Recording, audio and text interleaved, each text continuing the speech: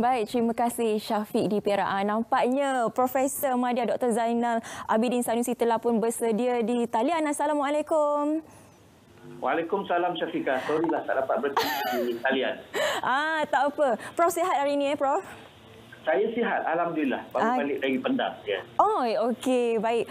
Baik Prof, 18 Julai yang lepas ataupun Sabtu yang lepas, Yang Amat Berhormat telah pun melancarkan program jualan mega dan kempen beli barangan Malaysia Peringkat Kebangsaan tahun 2020. Di mana dalam menjayakan kempen ini, kerajaan telah pun memperuntukkan sebanyak 20 juta. Pandangan Prof mengenai kempen ini sendiri? Okey, saya bila dengar 20 juta itu satu yang memang saya pun jadi macam peniaga juga ya. Bila 20 juta ni satu jumlah yang besar dan sama saya sangat-sangat merasakan bahawa ini satu bukti sokongan terhadap suatu perkara yang sangat kritikal sekarang ini ya. Especially kalau kita, terutamanya kalau kita kaitkan dengan keseluruhan agenda matlamat bencana ni kan.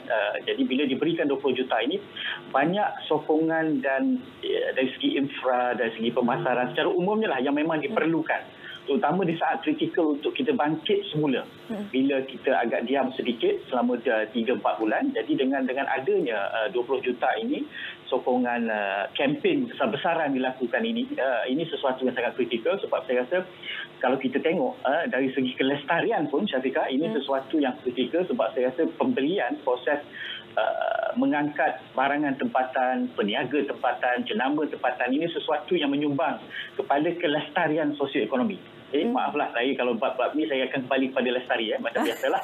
Ya. Jadi pertamanya pada pandangan saya ini sesuatu yang kritikal, sebab saya rasa dengan ada beli barangan tempatan ini banyak kesan-kesan lainnya, kesan-kesan sampingannya itu yang seperti yang saya sebutkan tadi itulah ya, produk tempatan, ya juga tenaga tempatan, kepakaran tempatan. Jadi saya rasa ini sesuatu yang kita perlu sokongan, dan waktu yang sama juga saya rasa satu aspek yang kita perlu angkat bersama, wawar bersama adalah apa perbandingan kita. Kalau dulu saya rasa, saya tak silap saya, yang pernah kita adakan dulu adalah pada tahun 1984 kan, kempen beli barangan Malaysia. Jadi kita bandingkan kalau dulu apa yang perlu diperbaiki, apa yang perlu ditambah baik ya, kualiti dan sebagainya. Jadi insya-Allah saya yakin dengan kempen ini, dan terutamanya bila kita dengar bahawa ini kerjasama 9 kementerian. Betul. Dicampurkan sekali dengan kerjasama dengan industri dan juga dengan masyarakat. Saya rasa insya-Allah ini satu kempen yang kalau kita galakkan, kita bincangkan seperti begini, sesuatu yang akan memberi kesan, dan tujuan kita tak silap saya untuk mendapatkan 513 juta ya. Kalau tak silap saya lah nombor yang saya dengar di akhir kempen nanti. Jadi pada umum saya melihat ini sesuatu yang kritikal, Syafiqah. Ya. Okey, baik. Yang menjadi tumpuannya sekarang ialah apabila platform perniagaan dalam talian itu memang diutamakan ataupun e-dagang itu. Jadi seperti mana Prof kata tadi, penambahbaikan daripada yang kempen terdahulu dengan kempen sekarang. Tapi bagi pandangan Prof, bagaimana sebenarnya aplikasi ini dapat dipergunakan secara lebih meluas lagi, terutama dengan masyarakat dalam Malaysia ni? Ya. Bila kita kata meluas ni, macam biasalah saya pun pastikan bahawa seramai mana. Kita kena pastikan ya, yang ada akses kepada e-dagang ni seramai mana. Jadi mungkin kalau cara analogi 20 juta tu mungkin 15 juta untuk dari segi peratusannya lah. Mungkin berapa juta perlu untuk menambah baik dan meluaskan yang sudah sedia akses, yang sudah boleh akses. Jadi yang sudah boleh akses ini kita pastikan bahawa macam tadilah. Jadi mana yang sangkut-sangkut tu kita kena pastikan supaya dia lancar juga lah, sebab kita berurusan dalam talian kan. Kedua, dari segi pemasaran lah. Ini sesuatu yang kita tak dapat lari, dan celik tentang e-dagang inilah sesuatu sedaran dan satu keperluan yang kita perlu kena adakan juga. Sebab saya rasa kadang-kadang terperanjat juga bila kita tengok orang satu dua yang pengalaman kita melihat orang tua yang kita tak sangka dia menggunakan e-dagang juga kanak-kanak. Betul. Jadi ini kumpulan sasar yang saya rasa memberikan ruang baru. Ya?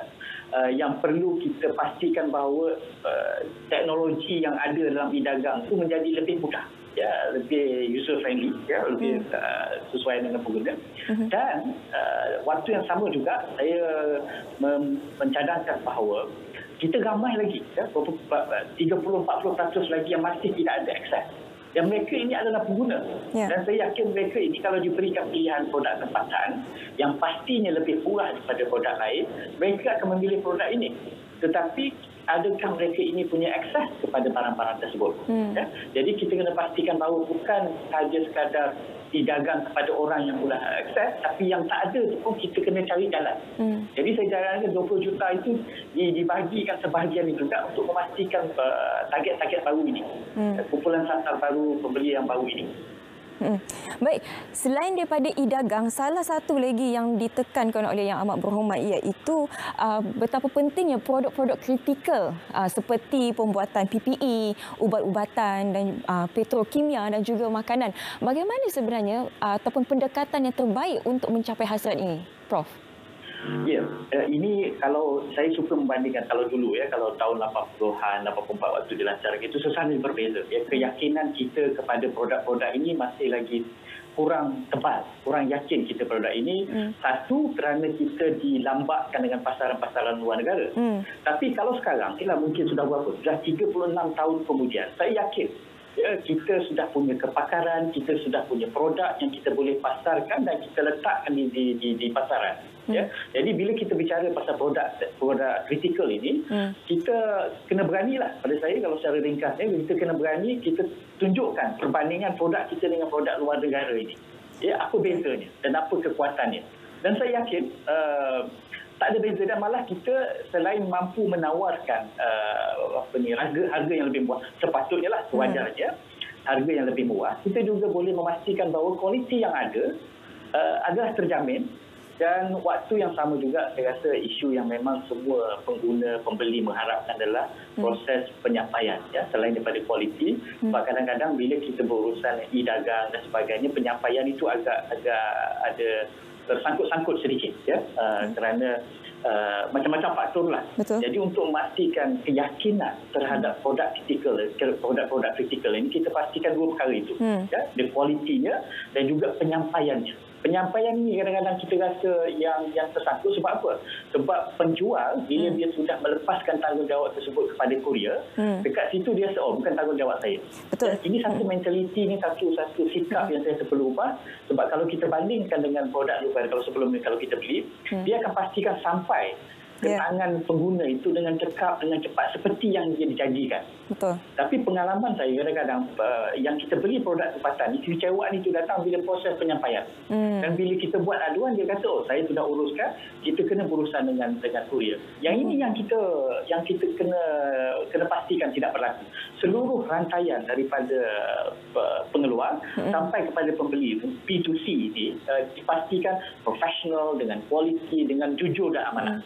Baik, sebenarnya sangat menarik ya apa yang Prof sebutkan tadi, dan benda tu kita boleh kupas lagi sebenarnya, tapi dengan syarat Prof datanglah ke studio, Prof. Jemput datang ke studio kita. Hari ini kita semua di dalam talian saja, Prof, ya. Baik, apa pun terima kasih saya nak ucapkan kepada Profesor Madya Dr. Zainal Abidin Sanusi kerana sudi bersama dengan kita pagi ini.